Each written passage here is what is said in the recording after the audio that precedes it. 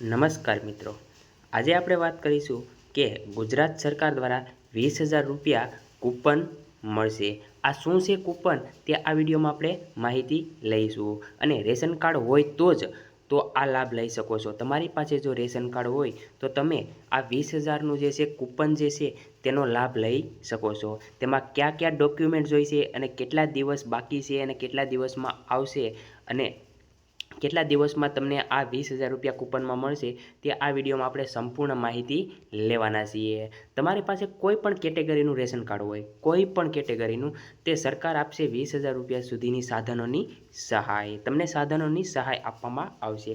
કઈ યોજના છે એ જાણતા પહેલાં આટલા કાગળિયા ચેક કરી લેવા અને યોજનાની સંપૂર્ણ માહિતી આ વિડીયોમાં આપણે લેવાના છીએ। તો વિડીયો અંત સુધી જોજો અને જો તમે અમારી ચેનલમાં ન હોય તો ચેનલને એક સબસ્ક્રાઈબ કરી દેજો। જય હિન્દ, જય ભારત। આગળ વિડીયો ચાલુ કરીએ તો વાત કરીએ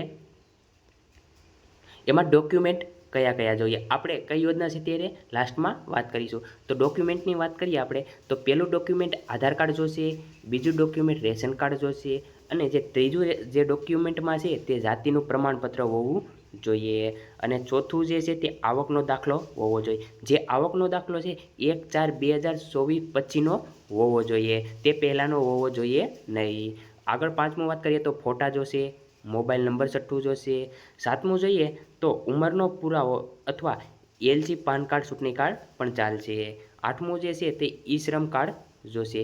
આ 8 ડોક્યુમેન્ટ હશે તો તમે આ જે છે 20,000નું કૂપન જે રેશન કાર્ડ ધારકોને આપવામાં આવશે તે 8 ડોક્યુમેન્ટ હશે તો જ તમને આપવામાં આવશે।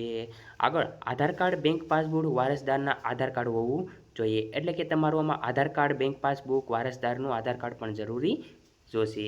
આગળ વાત કરીએ એમાં તો તેમાં કયા કયા સાધનો મળશે, તો આમાં કયા કયા સાધનો મળશે તો આ માનવ કલ્યાણ યોજના છે તેમાં સાધનોની વાત કરીએ આપણે તો પહેલું સાધન છે તે દૂધ દહીં વેચનાર, કોઈ વ્યક્તિ છે નાનો ધંધો કરે છે દૂધ દહીં વેચનાર, તે માટેનું તમે ફોર્મ ભરી શકો છો। બીજું જે છે તે ભરતકામ માટે ફોર્મ ભરી શકો છો। ત્રીજું જે છે તે પ્લમ્બર માટેનું છે, તે પ્લમ્બર માટેનું પણ તમે ફોર્મ ભરી શકો છો। ચોથું જે છે સેન્ટિંગ કામનું છે। પાંચમું છે તે પંચર કીટ, કોઈ પંચર કીટ એટલે કે કોઈ પંચર બનાવનાર વ્યક્તિ હોય તેને દુકાન નાખવી હોય તો આ ફોર્મ ભરી શકે છે।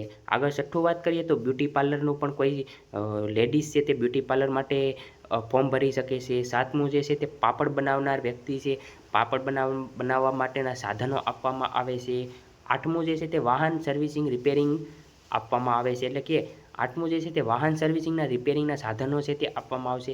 9 છે તે ઇલેક્ટ્રિક એપ્લાયન્સીસ રિપેરિંગ, એટલે કે ઇલેક્ટ્રિક તે સાધનો છે તેના માટેની રિપેરિંગ માટેની કીટ આપવામાં આવે છે। અને જે 10મું જે છે તે અથાણા બનાવવા માટેની કીટ આપવામાં આવે છે, એના મશીનો આપવામાં આવે છે। તો તમને આ મિત્રો વિડીયો પસંદ આવ્યો હોય તો વિડીયોને એક શેર કરી દેજો અને ચેનલમાં ન હોય તો ચેનલને સબસ્ક્રાઈબ કરી દેજો। જય હિન્દ, જય ભારત।